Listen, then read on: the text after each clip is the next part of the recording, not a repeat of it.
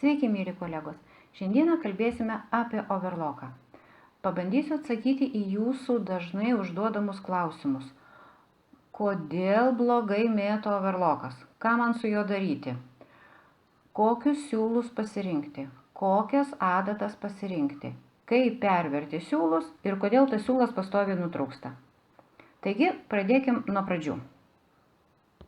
Turbūt aktualiausias klausimas, kodėl blogai mėto overlokas. Pirmiausia, manyčiau, jums reikėtų nusiraminti ir tikrai to overloko per langą nemesti. Tada turiu į jūs vieną labai didelį prašymą. Būkit geri, mėly kolegos, nustokit jūs sukinėti tuos visus ratukus, kuriuos jūs matote pas save overloke prieš akis. Dažniausia priežastis, kodėl taip atsitinka, tai būna nekokybiški siūlai arba antras variantas – neteisingai perverti siūlai. Kalbant apie siūlus, noriu jums pabrėžti, kad apmėtymui naudotumėte tik tai firminius kokybiškus siūlus.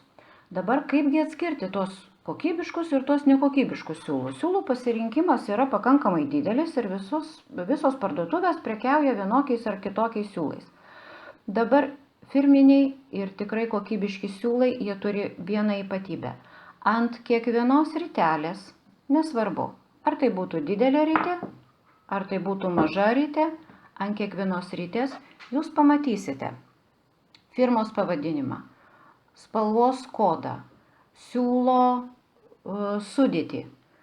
Tada jūs pamatysite būtinai siūlo metražą ir siūlo storio numerį. Aš nenorėčiau pabrėžti kažkokios tai ar išrinkti kažkokios tai vienos firmos siūlo, kuris būtų jau labai geras, o kitas labai blogas. Visi firminiai siūlai, jie yra pakankamai geri ir jums tikrai overlockui tiks. Dabar overlockui apmėtymui, kaip ir minėjau, tinka siūlai ir aišku ir nuo mažų ritelių, ir nuo didelių ritelių. Svarbiausia, kad jie būtų kokybiški. Dabar jums parodysiu siūlus, kuriuos tikrai nevertėtų pasirinkti overlocko apmėtymui.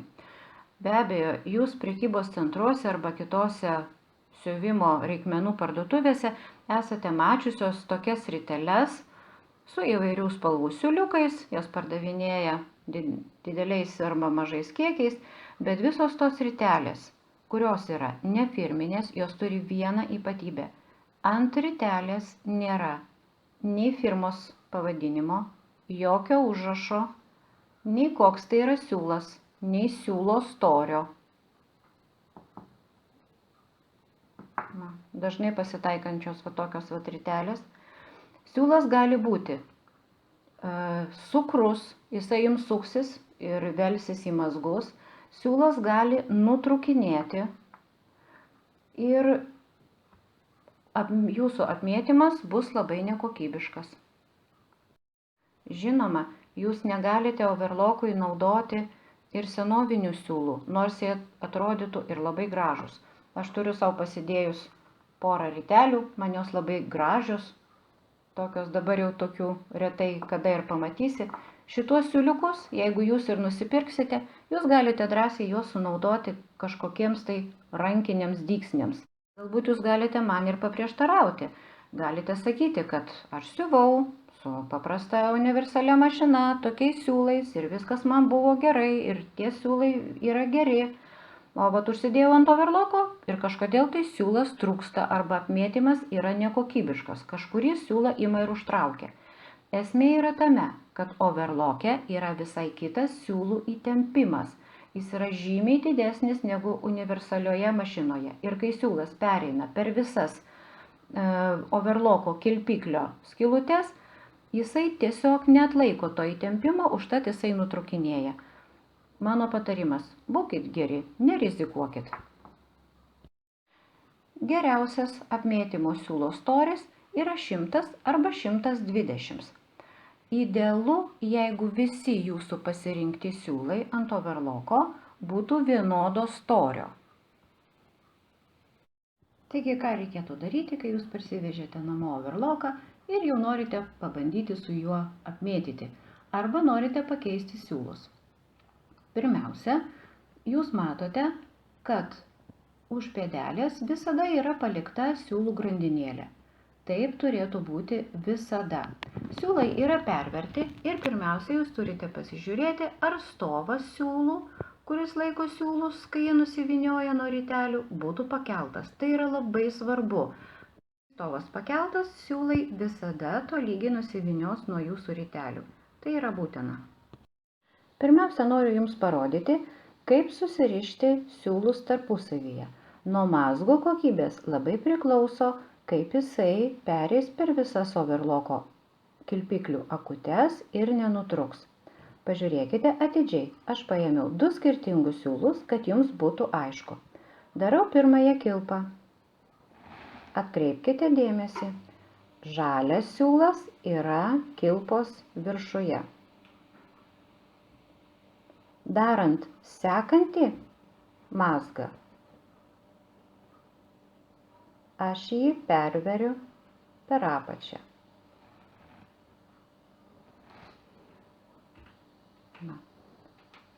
Jeigu įžiūrite, žalias siūlas kairėje pusėje, jisai yra viršuje, o raudonas siūlas, jisai yra apačioje.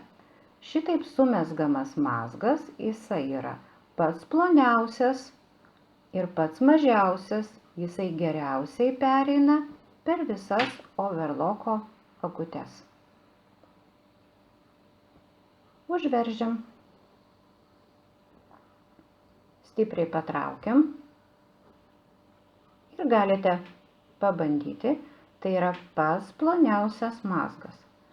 Šitos siūlų galiukus jūs galite nukirpti arba palikti tokius pačius ilgus. Pasitreniruokite. Aš susirišau visus 4 siūlus, paėmiau 4 skirtingas rites, kad jums po to būtų aišku, kuris siūlas yra vienos adatos, kitos adatos ir viršutinis ir apatinis. Toliau, sekantis žingsnis, ką mes turėtume padaryti, tai pakelti pėdelę ir matot va šitą siūlų grandinėlę. Mums reikia persitraukti siūlus. Aš trupučiuką atitraukiau viršutinį kilpiklį ir sekantį žingsnį, ką aš darysiu, išsitrauksiu kiekvieną adatos siūlą iš šitos grandinėlės. Pirmiausia, išsitrauksiu kairės adatos siūlą iš siūlų grandinėlės. Laikau grandinėlę siūlų, kad jinai nepabėgtų, ir iš jos po trupučiuką ištraukinėju kairį siūlą. Sekantis mūsų darbas – išsitraukti kitos adatos siūlą. Ištraukus abu adatos siūlus, jūs matot, kad grandinėlė išsiardė ir visi siūliukai atsilaisvino. Va dabar galima pradėti pertraukti siūlus. Vėlgi pradedu nuo kairiojo adatos siūlo. Laikau už siūlo ir trauksime per visas skylutes. Nesvarbu, koks overloko modelis, visi jie turi siūlų prispaudimo plokšteles. Kai jūs pratraukėte siūlus, galite su pincetu trupučiuką praskėsti plokšteles tam, kad siūlas lengviau pravažiuotų per visas skylutes. Tai darykite labai atsargiai ir plokšteles praskėskite labai nedaug, tik tai tam, kad atsipalaiduotų siūlo įtempimas. Persitraukiau kiekvieną siūlą atskirai. Pas mane visi jie yra skirtingų spalvų, kad po to galėčiau jums pakomentuoti apie apmėtymo kokybę. Kai pertraukėte siūlus, neskubėkite daryti dygsnį, neskubėkite apmėtyti.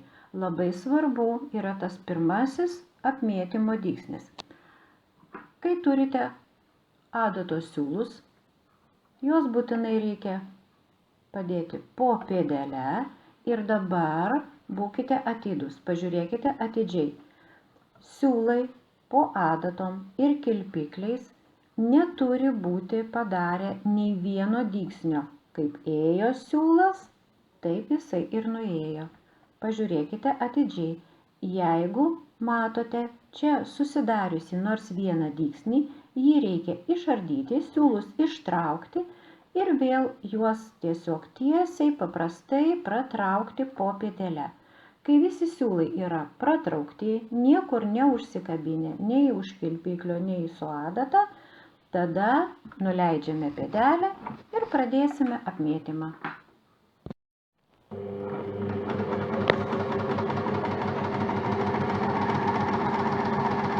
Kai jūs nusiperkate overloką, jisai jau būna sureguliuotas. Ant kiekvieno siūlo yra pastatytas tam tikras siūlo įtempimas. Jums nevertėtų iš karto keisti šito siūlų įtempimo. Reikėtų pirmiausia pasirinkti kokybiškus siūlus, juos labai teisingai perverti, labai patikrinti, ar jie eina per visas skylutes, ar jie už visų laikiklių užsikabinę. Tik tai tada jūs galėsite šiek tiek pakeisti šituos įtempimus. Ir netgi kai jūs juos keisite, darykite tai labai po truputį. Prieš apmėtant audinio detalę, jums reikėtų paimti to paties audinio gabaliuką ir būtinai išbandyti savo apmėtymą ant atskiro gabaliuko. Aš paėmiau gabaliuką ir apmėčiau. Dabar jums galiu parodyti, kaip atrodo geras apmėtymas, kai visi siūlai persipynę yra teisingai. Rausvas siūlas yra kairiosios adatos.